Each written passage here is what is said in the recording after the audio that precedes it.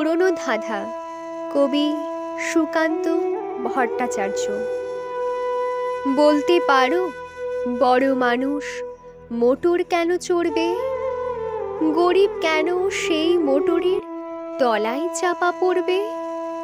বড় মানুষ ভোজের পাতে ফেলে লুচি মিষ্টি, গরিবরা পায় খোলাম কচি, এই কি অনাসৃষ্টি?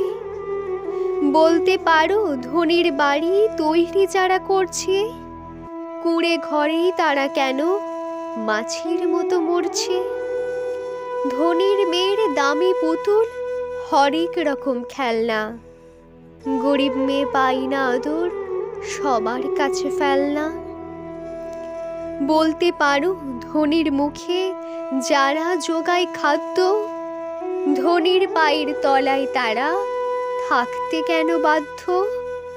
হিং টিং ছট প্রশ্ন এসব মাথার মধ্যে কামড়ায়, বড় লোকের ঢাক তৈরি গরিব লোকের চামড়ায়।